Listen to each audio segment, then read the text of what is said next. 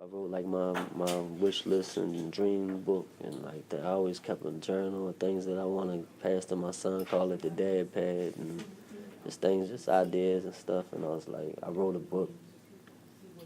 I wanted to write the book. I was like, it's going to take too much time. Like, what can I do? Like, I want to do, like, I'm tired of hearing everybody talk about everything, about the problems. I don't like talking. I'm going to go get it. I'm going to do it. You know what I mean? I do like talking, obviously, but I like to do, too. And I just got tired of hearing about all the problems and about nobody, just tired of hearing people complain and not do it. I guess it just kind of bored up, like, I'm going to do something about it. And I just busted out of my shell, like, out of this introverted, so weird. Like, this guy that used to be scared to be around crowds of people, to be around people who he thought was, like, of a higher stature than, like, I used to have big inferior complexes about a lot of people. It's crazy, you know what I mean? And now I'm like, well, first I believe that something greater for me is possible, you know what I mean? And then just moving forward one small little goal at a time. A lot of me just really believing in myself and my dreams when nobody else was. And so I started just saying, what could I do? And I came up with the face of the name was looking out for little Johnny.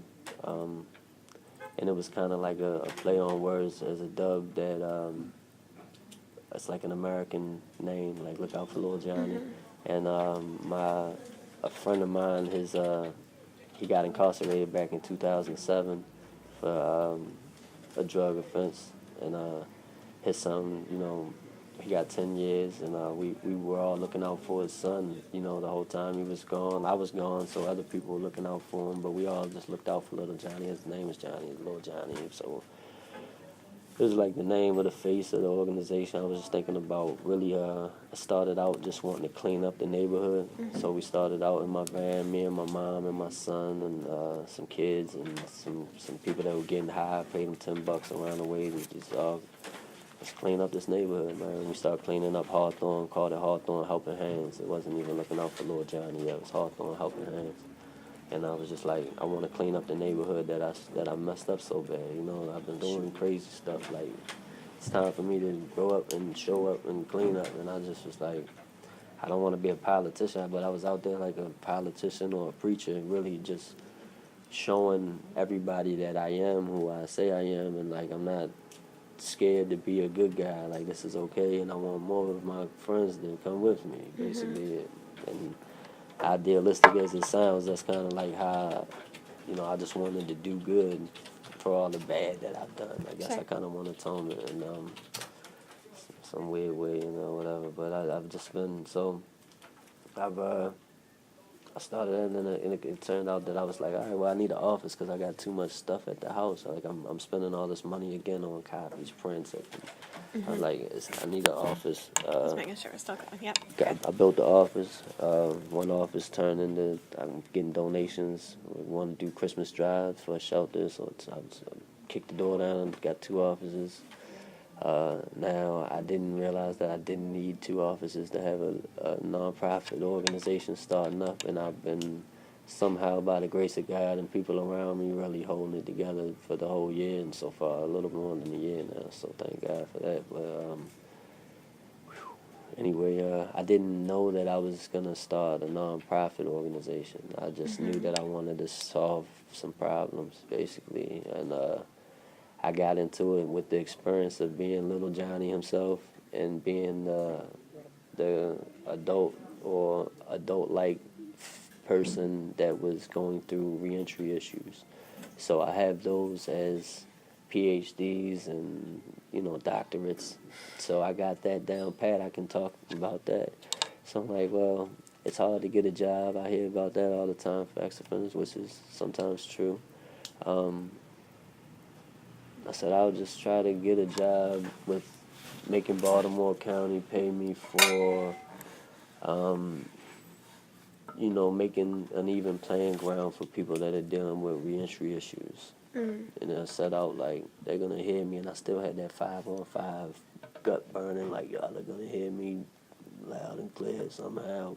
But I don't want no issues. I don't want no beef. I don't want nobody coming to Malcolm X me and my family nowhere. So I really left that kind of just like as a project for criminal justice class.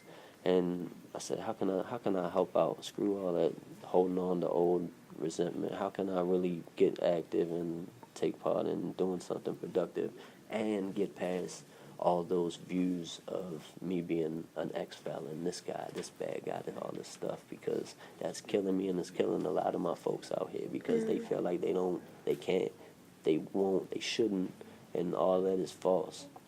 You know what I'm saying? So we need my idea was that as the people, we need the government officials and the bodies that can make suggestions to the community in the way that, hey, an ex-offender is an ex-offender any worse than somebody in recovery? Is recovery different than reentry? Do we need to like outcast certain, like, come on now? So we bad boys up like we did their predecessors.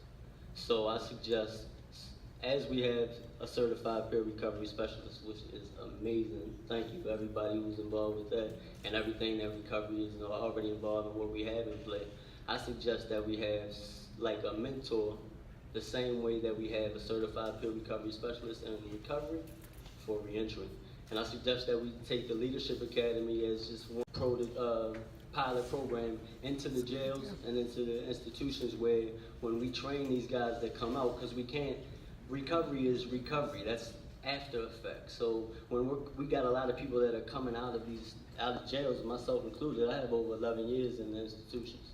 And when you come out, you have to deal with all the same issues that you didn't know about when you went in. I went in at 17, you know what I mean? And I didn't get any training. I got my GED, but thank God now I'm in college. I'm enrolled in as a out of everything, a criminal justice degree in my AA, and